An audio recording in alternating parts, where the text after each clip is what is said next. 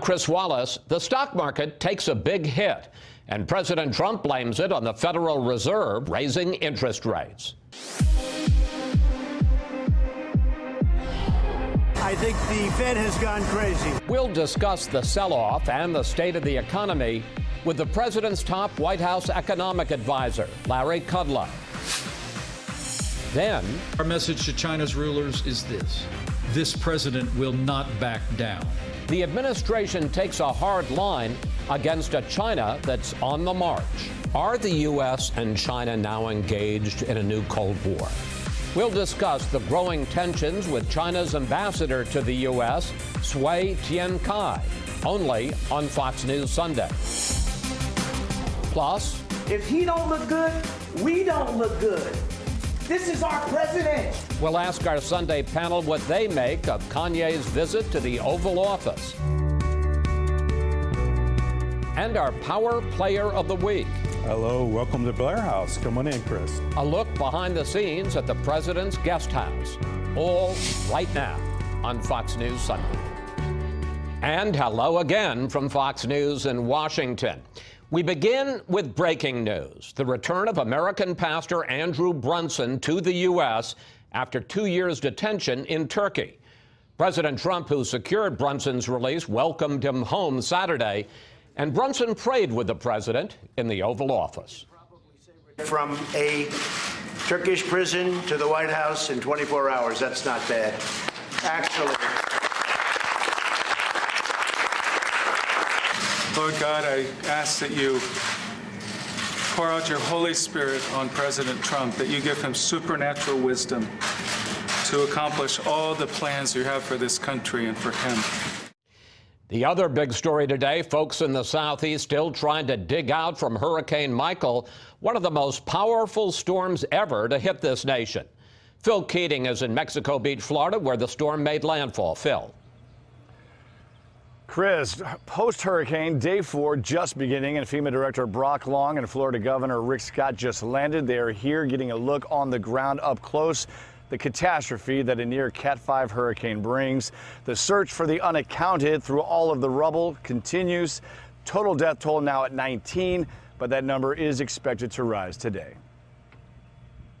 Shell-shocked residents returning to the scene sum it up in one tragic word: catastrophe. Block after block in this town of 1,200 people looks like a bomb went off. Most evacuated before the hurricane, but not Steve Ramsey and his dogs, and they probably shouldn't have survived. It came in so fast that I had to take the broom and bust this top window out and dunk my dogs under and swim out. So I threw all the dogs and everything in the boat, climbed in the boat, and rode it out. NOAA images before and after hammer home Michael's magnitude. About 1 million Americans from Florida to Virginia still have no power, many for the 5th straight day. And tomorrow, President Trump flies into Panama City to take a look at this historic disaster for himself. Chris. Phil Keating reporting from Florida. Phil, thanks for that. There was another big story this week: the dramatic drop in the stock market, raising new questions about the state of the U.S. economy. Joining us now, President Trump's top White House economic advisor, Larry Kudlow. Larry, the Dow fell more than 1,000 points net this week. That's more than 4%, and the other indexes followed suit. Why do you think the markets took such a hit, and do you see them going up or down over the course of this year? Well, I wouldn't want to give a Kudlow investment strategy forecast just today, but I would like to say that these kinds of corrections are absolutely normal. This one so far actually is rather moderate. I think it's about 5% or so, 6%. We're still ahead year to date in the major indexes by 4 or 5%. The economy is in terrific shape. We are in an economic boom. People thought it would be impossible. The reality is we're clicking on all cylinders. Americans, entrepreneurs, workers are absolutely crushing it. Profits are rising. Confidence is up. Blue collars are up. Wages are up. So I think the background is very positive for the stock market. And I think, as I said, corrections come and go. And People should stay very calm over these things. It's quite normal. You, as you've just demonstrated, are very bullish on the Trump economy, but some analysts see warning signs on the horizon. Let's go through some of those. They note interest rates are rising, so are energy prices. The president's trade war with China is hurting growth, and the global economy is slowing. And the International Monetary Fund just revised its projection for U.S. growth down to 2.5% for next year, 2019. Question, you see no cause for concern on the economy? Not for the American economy, Chris, not at the present time. As I said, look, this is a story in 2018 that most folks thought would be impossible. We've created an economic boom. President's policies have changed the whole incentive structure in the economy. We've lowered tax rates for individuals and small businesses and other companies. We've deregulated across the board. We've sparked a tremendous boom in energy, which I think is going to continue for quite some time. What we're also seeing here, and this is, I think, very important in terms of the president's views, blue-collar workers are booming right now. It's the fastest pace of hiring for the blue-collar workers since the mid-1980s, when I was first there as a Cub Scout for President Ronald Reagan. Also, another point I want to make on wages, not only are wages rising at a pretty good pace, but the blue-collar, middle, and service areas, typically a little slower, Chris, they're actually raising faster than the white-collar workers. And I think this is the new face of the Trump economy, what I call blue-collar workers and men and women who own their own small businesses. As I've said, the incentives have changed. The president has ended the war on business. He's ended the war on energy. He's ended the war on success. He said to people, just go out there and take a rip at the ball. I've got your back. And that's exactly what's happening. Well, he may have started a war with the Federal Reserve. He repeatedly called out the Federal Reserve this week for raising interest rates. Here's just one example of that. I think the Fed is far too stringent, and they're making a mistake, and it's not right. And it's, despite that, we're doing very well, but it's not necessary, in my opinion, and I think I know about it better than they do. But Larry, isn't that exactly what the Fed is supposed to do when the economy is going strong, to raise interest rates, to prevent it from getting too hot and you seeing a spike in inflation? And whatever happened to recognizing the independence of the Federal Reserve, as presidents have for decades? Well, a couple things on that. By the by, there is no spike in inflation, respectfully. No, I'm saying that, but that's what the Fed does to try to prevent it. When the economy is going strong, they don't want to see a spike in inflation. Look, interest rates are 2.25%. They're not high. Well, that's true. There's a normalization going on. Look, the president, as a successful businessman and investor, knows a lot about these topics, and he's giving his opinion. And his concern is that the Fed might move too quickly and might choke off the economic recovery, which is now running 3 to 4%. Okay, he's not impinging on Fed independence. He didn't say, I want you to change your plan. He didn't say, I want you to change your strategy. He knows the Fed is independent. Well, no, he did say he said all of those things. He didn't order it, and you could argue he couldn't order it, but he did say all of those things. He said, I think they're going crazy. They're loco. They're raising rates too high. He did say that they're raising them too high, too fast. Well, that's his view, again. But he never said to the Fed, change. I want you to change this, or I want you to change that. He respects the Fed's independence. And again, what the president is raising here on the matter of interest rate timing and so forth, a lot of people are discussing this. People on Wall Street, people in academia. There's a whole lot of news articles. Some agree, some disagree. He's just weighing in. There's nothing wrong with him weighing in. I think the bigger picture is this. Look at the White House, the president, the Federal Reserve, everybody wants this economic boom to continue. Everybody wants this boom to continue. Everybody is cognizant of the difficulties and the strategies that have to take part. We're not giving away free money anymore. But we're all of a similar mind on this. Just keep the boom going. And I think that's what the president is saying. And I don't know, can he speak his mind, Chris? Well, presidents generally don't call out the Fed or the Fed chairman. But let me move on to another subject. The mysterious disappearance of journalist Jamal Khashoggi and concerns that he went into the Saudi consulate in Istanbul and was murdered. The president said this week that he does not intend to impinge in any way on the $110 billion arms sale to the Saudis. Treasury Secretary Mnuchin says he still plans to go to the economic conference in Riyadh this next week. So as far as the Trump administration is concerned, it's business as usual with the Saudis? Well, look, presidents several times said, look, we want a prompt, swift, open, transparent investigation. I mean, the Khashoggi story is a tragedy for Khashoggi and his family members, as well as for everybody else. Terrible thing. So we don't know yet. Allegations are being made, but we've withheld our views. The administration will be carefully monitoring it. This week, I think the president wants a very prompt resolution of what exactly happened, and we'll see what actions are necessary should we find some results coming this week. Regarding Secretary Mnuchin, at the moment, he is scheduled to go to a meeting in Saudi. That meeting, by the way, is about terrorist financing and how to stop it. It's a very important meeting. But he, too, like the president, will want to see how things go in the Saudi investigation or the general investigation of the Khashoggi tragedy before he makes a final decision. In the interview on 60 Minutes tonight, President Trump says if it turns out that Khashoggi was murdered by the Saudis, that there will be serious consequences. Take a look at this clip. Maybe especially so because this man was a reporter. There's something, you'll be surprised to hear me say that, there's something really terrible and disgusting about that if that were the case. So we're going to have to see. We're going to get to the bottom of it, and there will be severe punishment. The question is, what kind of severe punishment? If the $110 billion arms sale is off the table and the president has made it clear he intends to go through with that with the Saudis, what can you do?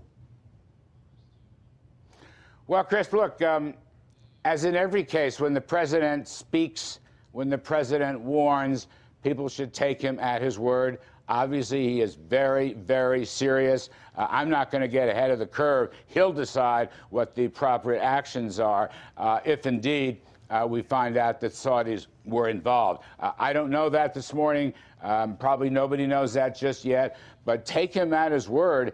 If the Saudis are involved, if Khashoggi was killed or harmed or whatever bad outcome here, he will take action. That has been his strategy. Believe what he says. It's a lot like with the Reverend coming out of Turkey. You know, American foreign policy now has reclaimed 18 or 20 hostages around the world. Now, Khashoggi's not a hostage situation, I get that, but from North Korea and Turkey and elsewhere, that's been part of our foreign policy triumphs.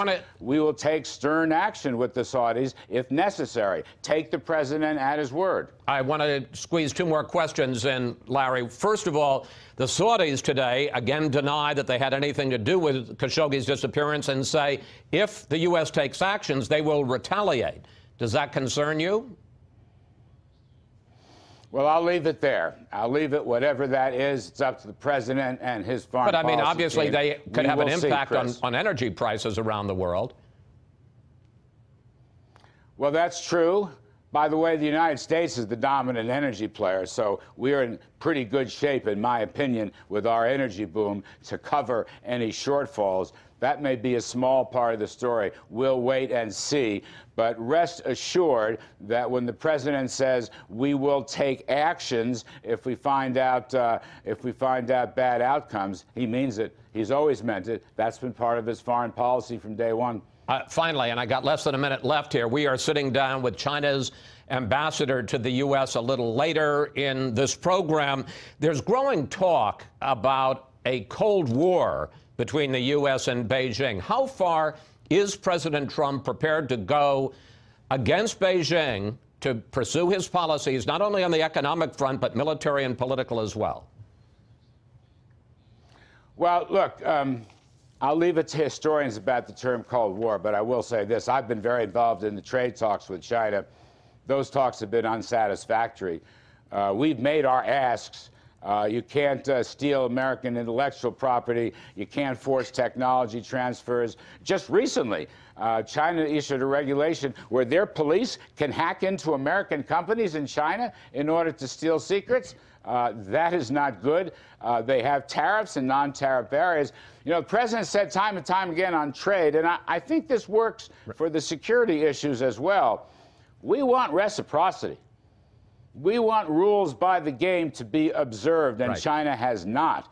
Now, the president and President Trump and Xi will probably meet at the G20 in Buenos Aires, Argentina, later in the year. There's plans and discussions and agendas and so forth. But the relationship has not been positive lately, and we have to have reciprocity in all these areas: trade, security, military issues. That's what's at stake here. We have to defend American interests, as the president has said many, many times. Larry, thank you. Thanks for your time, and we will watch how the markets do this week, sir. Thank you, Chris. Appreciate it. Up next, 23 days till the midterm elections. We'll bring in our Sunday group to discuss how both the right and left are trying to fire up their voters. Democrats have become too extreme, and they've become, frankly, too dangerous to govern. They've gone wacko. President Trump at a rally in Iowa this week pushing the post-Kavanaugh message, portraying Democrats as a mob. And it's time now for our Sunday group. Fox News senior political analyst Brit Hume, Philippe Reines, former senior advisor to Hillary Clinton, Julie Pace, Washington bureau chief for the Associated Press, and GOP strategist Karl Rove. Well, the Washington Post is out with a new poll today. Let's put up the numbers. It shows President Trump's approval numbers are up 5 points from late August, but they're still deeply underwater. And on the generic ballot question, who do you support in your House district? Democrats lead by 11 points among registered voters, 13 points among likely voters. Karl, how do you see the midterms 23 days out? Republicans look good in the Senate because of the map. We have so many Republican-oriented states and so few so few Republican senators up for election. House is a different question. Take Charlie Cook. He has 196 solid to lean Republican seats. We should say he has the Cook Political Report, kind of the Bible on. Yeah, and look, there are several others, but they're all sort of in the same place. He's got 208 solid to lean Democrat seats, so and 31 toss-ups, 2 Democrat seats, 29 Republican seats. If the Democrats to take control only need 10, if they hold all those solid to lean, that's about a third of what of the toss-up seats. Republicans would need to take about 71. But it's going to be close, and it's going to be a long night. I would suspect we're going to have a large number of races settled by a relatively small handful of votes. Governorships, a lot of those up this year, 36 of them. Republicans are likely to lose seats simply because they have so many, and unfortunately there'll be a couple of big state governors in there. Julie, what do you hear from folks at the White House? Do they feel, particularly with the Kavanaugh confirmation battle, that they have stopped the so-called blue wave of Democratic advances?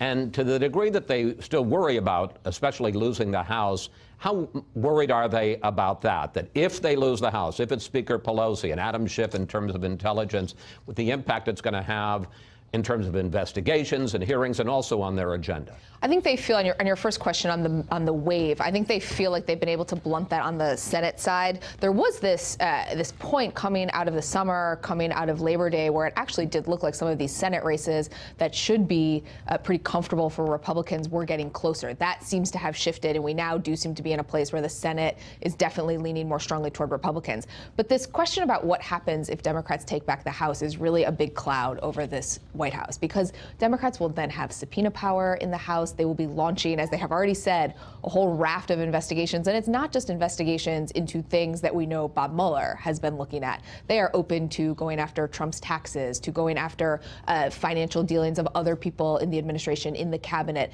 This is something that I think would really basically dominate 2019 for the president, in part because he hasn't done a particularly good job at laying out what his legislative agenda would be in a divided government.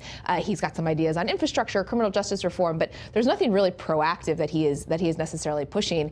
And the White House, because they are understaffed and have been for quite some time, they do not have the infrastructure in place right now to deal with a lot of Democratic investigations. Meanwhile, especially after the Kavanaugh confirmation fight, there seems to be a push among Democrats to take on Donald Trump on his own terms, to be more aggressive, and it's coming from some unlikely sources. Take a look.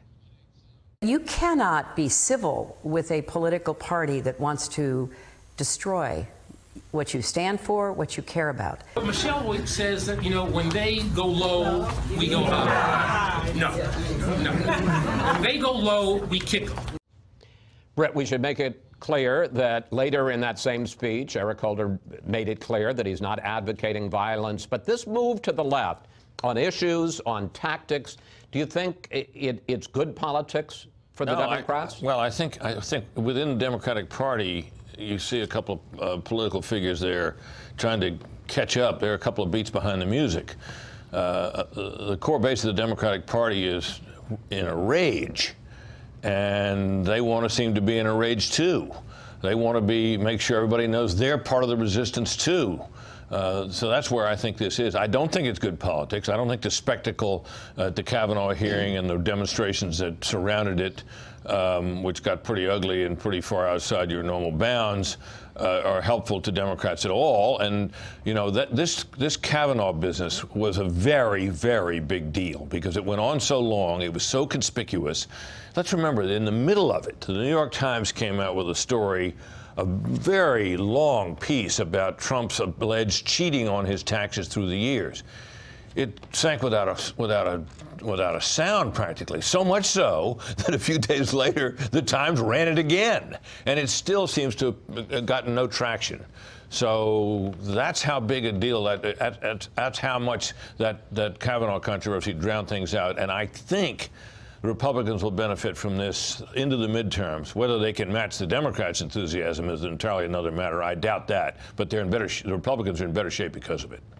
Philippe, you can see the Republicans and the president certainly pushing this idea. They're dangerous. Don't give a match to an arsonist. They're loco, crazy.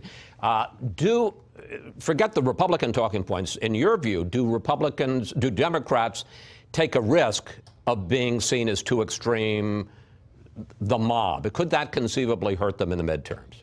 Well, I'd say a couple of things. First, sitting here as a Democrat, I'm confused because prior to a few weeks ago, I was the snowflake of the party of snowflakes, and suddenly we're an angry mob of terrorists. So, but to the point you're asking, it doesn't really matter at this point whether we are as rageful as billed, because we've been billed as rageful.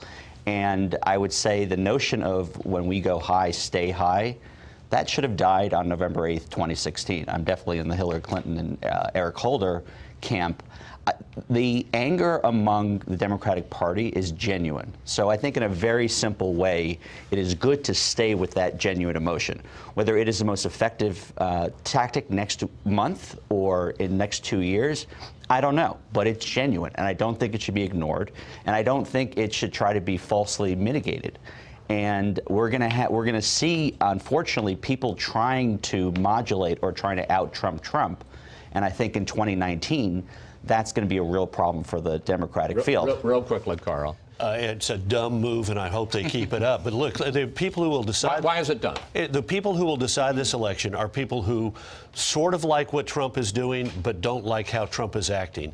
And the last thing they want is for the next 2 years to be a food fight in Washington. So the idea of Jerry Nadler saying we're going to move towards impeachment causes these people to say the system is broken, and allows a Republican, a smart Republican, to say the system is broken, but I don't know and we're going to work with they're necessarily Republicans. talking about impeachment. I mean, I think what they're saying is we're going to match their passion with our passion. Oh, fine. But that's not, it doesn't come across that way. That mob around the Capitol during Kavanaugh, screaming and shouting, and the violence that people have been seeing in our political system, it's called protesting. I mean, great. Let's go throw paint on the Republican headquarters in Manhattan and say that is normal. No, it's not normal. Our politics is broken, and the American people are going to decide they're going to vote for more Republicans than they should this fall, because the Republican is going to say, I'm going to go to Washington and try and find a way to make this thing work, when you have a Democrat who says, I'm going to go there and create problems for the country by going after Trump. People are sick of it, and they want the country to come together. Donald Trump wouldn't be president. Well, that was because you had a candidate on the other side who was the one person the Democrats could nominate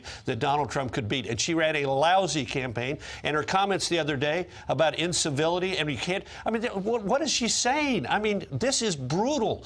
But you're putting people on. All right, guys, you're stealing time for the next panel. We're going to take a break here. When we come back, we're going to discuss Kanye West, speaking of calm forces in American politics. Kanye West's freewheeling visit to the West Wing. Plus, what would you like to ask the panel about the political impact of Kanye's Oval Office event? Just go to Facebook or Twitter at Fox News Sunday.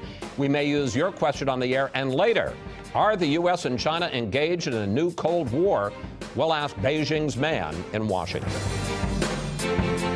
He's on his hero's journey right now, and he might not have expected to have a crazy motherfucker like Kanye West run up and support. Let me give this guy a hug right here. I love this guy right here. Well, that was just a taste of Kanye West's freestyle rap and his meeting with President Trump in the Oval Office. And we're back now with the panel. We ask you for questions for the panel. And we got this on Twitter from Troy Carline, who tweets, does Trump really think Kanye West will help him gain support from the African American vote? Julie, how do you answer Troy? Why do you think the president invited reporters and cameras in to see him with Kanye West? Well, I think it's pretty simple. I think the president does think that this will help him with African American voters. Whether it actually does or not, I think is a different question. Look, I think that Trump, at his core, is someone who really understands the power of a televised moment. He understands the power of doing something that's a little offbeat. This was certainly offbeat. It was covered widely. And again, I do think that he looks at someone like Kanye and thinks, well, if Kanye is with me, then maybe I can get more support among African-American voters. I actually do think he makes that connection. But having covered a lot of politicians with a lot of celebrity endorsers, I think that I can safely say that that really doesn't have as much of an effect as sometimes a campaign or a White House thinks that they do. President Trump says that he gets substantially more support from African-Americans than most Republicans have gotten over the years. But the numbers don't back him up. Let's take a look. In 2012, Mitt Romney got 6% of the black vote. In 2016, Mr. Trump got 8%. And in a recent poll, 12% of African Americans approve of the job President Trump is doing, while 85% disapprove. Britt, your thoughts about Kanye's visit to the Oval Office, and is there any political benefit? I think there's probably some modest political benefit. Look, the African-American vote for the Democratic Party has been monolithic now, supports the Democratic has been monolithic for years. A Republican can only hope to cut into that a little bit because culturally, I think the black vote is so oriented toward the Democrats. So this bizarre event, and that's what it was, might help a little, but only a little, as Julie suggests. Then there was another interesting event this week, and that was Melania Trump's primetime interview on ABC, her first time being interviewed at length. Here's a clip. I could say I'm the most bullied person on the world. You think you're the most bullied person in the world? One of them. You're not the first lady to have to deal with her husband's alleged infidelities. Has this put a strain on your marriage? It is not concern and focus of mine. I'm a mother and a first lady, and I have much more important things to think about and to do. Philippe, you have some experience here, having advised Hillary Clinton how to deal with some of these questions. How did you think Melania did? It was cringeworthy. her saying that she's one of the most bullied people in the world is cringeworthy. Look, the role of First Lady is not a job. It's ill-defined. It's what you make of it. And what we've seen of the last decades is that the First Lady often picks a signature issue. For her to pick bullying and then to sort of disregard the bullying her husband does on a daily basis, and then to double down and say that she's the most bullied, I'm sorry, that goes from bad joke to just being tone deaf. And I don't know, I'm sure that a lot of people saw it and said you're absolutely right, but I'm not sure what the point of it is. Well, what the point of it may be is this. Can you imagine if she were the spouse of a Democratic president, the adoring coverage that she would receive? And she has not gotten that.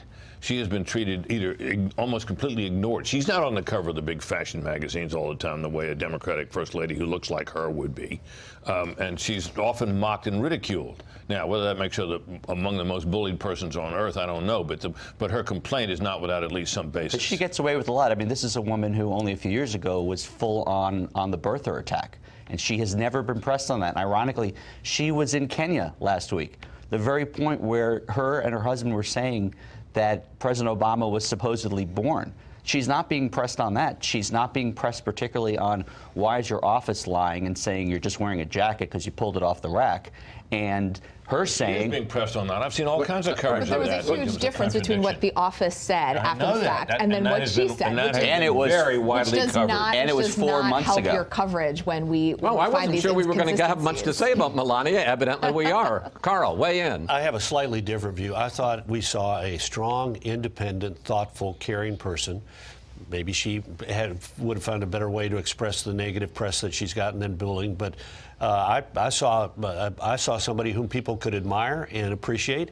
Clearly independent. I mean, this is a woman who was asked some very tough questions about a relationship with her husband and made it clear that she was in charge and she was going to do what she wanted to do. And I thought it was a magnificent time, and I'm glad she did it. We can't leave this segment without noting. Hey, don't touch me, man.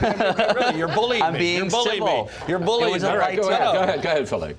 When Carl came into the White House, he took over Hillary Clinton's office, which was a big deal that she had a West Wing office. And what was the first thing you did when you took over that office? This is my favorite Carl story. You want me to tell her? Probably not true, but go ahead. You had an exorcism. No, I didn't. No, I didn't. I'm disappointed because that's a great story. I had a Catholic priest who was a friend of mine who came in and prayed in my office and wished me the best. So, but somehow or another, there were no evil spirits. All right, somehow or another, you people turned I'm that into an disappointed. I thought that was a great. Everything's about you, isn't it? About the Clintons, isn't it? Okay, wait. Everything. Question: how is Mrs. Trump regarded in the Trump White House? I mean, we know how Hillary was regarded. We know how other firsts, like Nancy Reagan. How is she regarded? Is she seen? Are people scared of her? Is she seen as an important advisor to the president? Where is she seen in terms of weighing in on policy and staff? She's done a really interesting thing where she is, and this is indisputable, she is an important advisor to this president, but she does it in her own way. She is not a first lady who spends a lot of time in the West Wing. She is not somebody who, like a Michelle Obama did, who developed strong relationships with certain people in the West Wing and had people there who were sort of her voice. This is more her to the president in their private time, but she, there's this effort to kind of put her in a box and define her, and I think what we have seen over these last couple of years is that that's really impossible to do, because on the one hand, she is as strong a supporter of her husband as anyone, yet she finds moments where she is willing to speak out against him in a really public way, some of his policy decisions, some of the things that he says on Twitter, and I think that that's what we're going to see from her in the next couple of years, somebody who you kind of have to look moment to moment to figure out where she's going to be, but indisputably she is in line with this president. Thank you, panel. See you next Sunday. Up next, the U.S. takes a more confrontational approach to China as markets drop and tensions over trade rise. We'll discuss chances for a new Cold War with China's ambassador to the U.S. next. President Trump's policy towards China keeps getting tougher as the world's two biggest economies face off, not just over trade, but also military and political issues. Earlier, I sat down with China's ambassador to the U.S., Sui Tiankai, to discuss the state of relations between our two countries. Ambassador Sui, welcome to Fox News Sunday. Thank you. I want to start with Vice President Pence's tough comments about China last week. Here he is. When it comes to Beijing's malign influence and interference in American politics and policy, we will continue to expose it, no matter the form it takes. The Vice President called out what he says is your economic aggression, what he called your emboldened military, and what he alleges are your efforts to interfere in the U.S. midterm election. Are the U.S. and China now engaged in a new Cold War? Well, first of all, I have to say all these accusations are groundless. One of the fundamental principles in China's foreign policy is non-interference in the internal affairs of other countries. And we have been consistent in this position. We have a very good track record.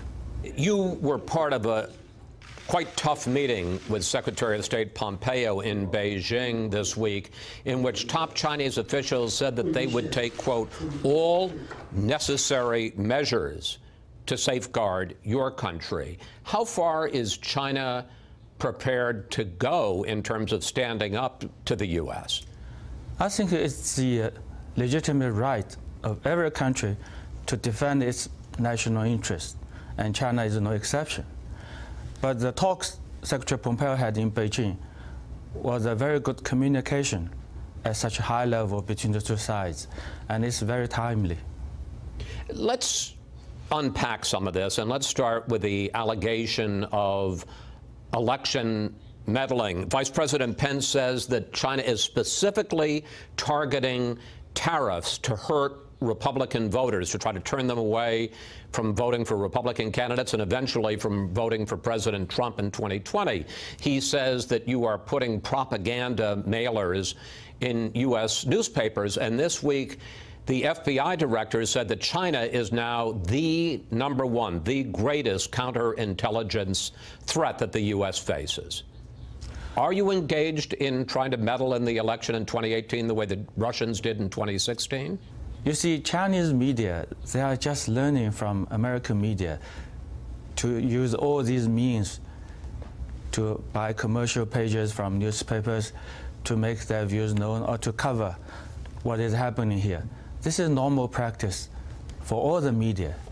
I want to turn to the trade war. President Trump has imposed tariffs on $250 billion of Chinese goods. Your country has responded with tariffs on $110 billion of U.S. exports.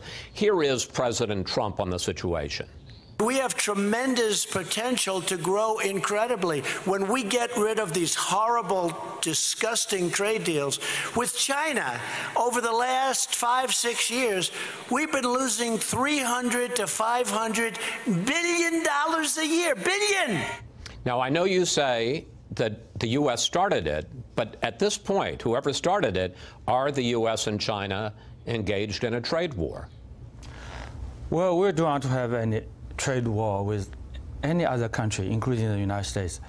But the fact is, through the bilateral trade between China and the United States, you know how much benefit American consumers have got over the years, and how much money American companies have made from their operation in China. You have to look at the whole picture. It's important to notice who started this trade war. We never want to have a trade war, but if somebody started a trade war against us, we have to respond and defend our own interests. U.S. officials say, though, that China is not so innocent in all of this. They say that you steal intellectual property, that you force technology transfers from U.S. companies that invest in China to Chinese companies. And here is Trump trade advisor Peter Navarro talking about China. Structurally, it's geared toward being sort of the parasite of the world. Everything that it does to grow its economy often comes at the expense of everybody else. Right. And just this week, a top Chinese intelligence officer was extradited back to the U.S. for allegedly trying to steal secrets from GE Aviation and other aerospace companies. I think all these accusations about how China has developed are groundless not fair to the Chinese people.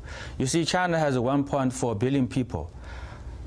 It would be hard to imagine that 1/5 of the global population could develop and prosper not by relying mainly on their own efforts, but by stealing or forcing some transfer of technology from others.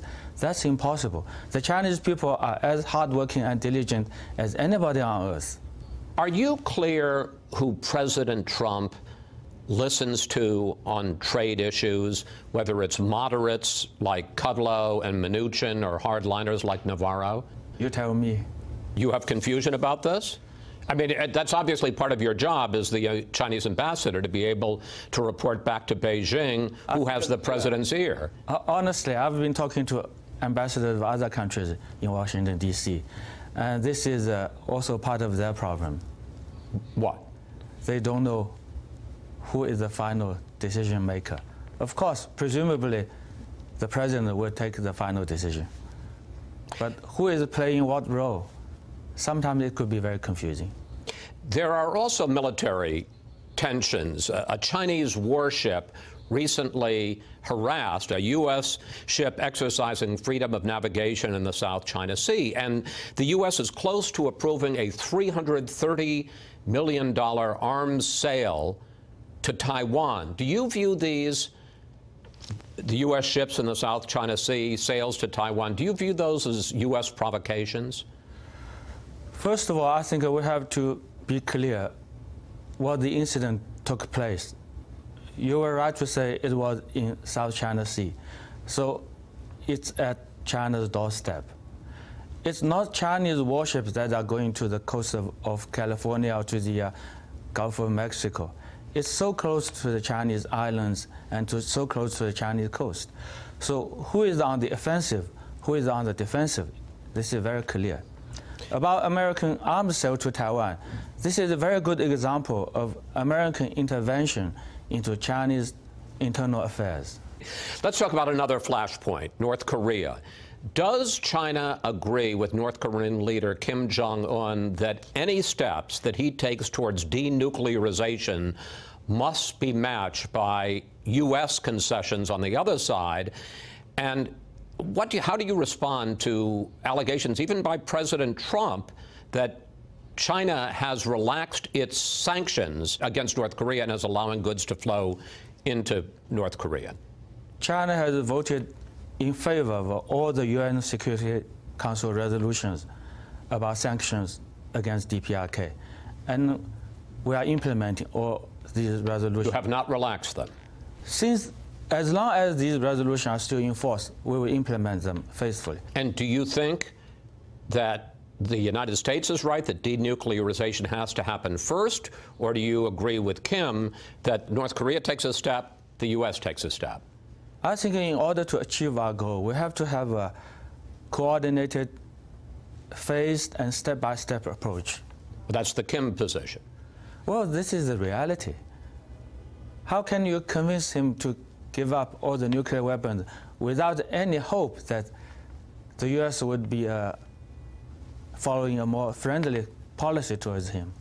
Finally, President Xi and President Trump will meet in Buenos Aires at the G20 summit next month in November. What do you think are the possibilities that they can turn the situation around, make it less tense? You see, I was very honored to be present at the meetings between the two presidents, both at Mar-a-Lago April last year and in Beijing last November. And it was so clear that such top-level communication played a key role, irreplaceable role, in guiding the relationship forward. And there is a good mutual understanding and good working relationship between the two. I hope and I'm sure this will continue. Ambassador Cui, thank you so much. Please come back, sir. Thank you.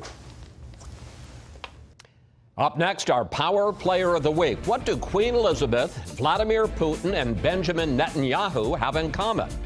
They have all stayed here.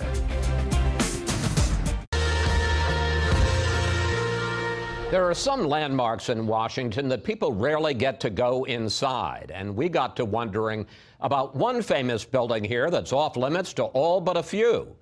Here's our Power Player of the Week. We recently had Korea visit. Matthew Wendell is talking about heads of state visiting Blair House, the presidential guest mansion across from the White House. The general manager gave us a rare look behind the scenes there. Mr. Wendell? Hello, welcome to Blair House. Come on in, Chris. Since 1942, Blair House has hosted hundreds of foreign delegations. Wendell brought out the first of more than a dozen guest books. And I'll show you the signature of Charles de Gaulle in 1944.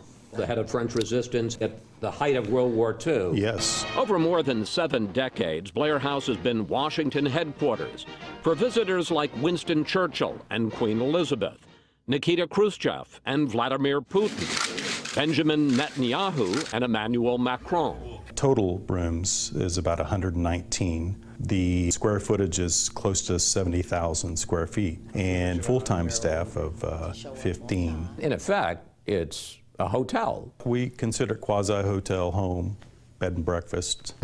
It's a heck of a bed and breakfast. Francis Preston Blair, a member of Andrew Jackson's kitchen cabinet, bought the house in 1836 for $6,500. But that's just the start of its place in history. Chris, this is the Lincoln Room. It's called that because when Lincoln was president, he often came over here to get advice from the Blairs. Blair House took on a new role in 1942 during World War II, when Churchill used to stay at the White House. He would be up late at night, having a drink or two, waking up the president, and Mrs. Roosevelt just had enough. So they bought Blair House? Yes. So now the Trumans arrive at their new home, ready to set up housekeeping. In Washington, the presidential address is the Blair House. Starting in 1948, Harry Truman lived here 4 years, while the White House was under renovation. This is what's called the Lee Dining Room. Back in Truman's days, he used this table and these chairs as his cabinet room. It was also where we made the decision to join the Korean War. And then there's the Truman Study. And it's where Truman had his basically Oval Office during the renovation of the White House when he lived here.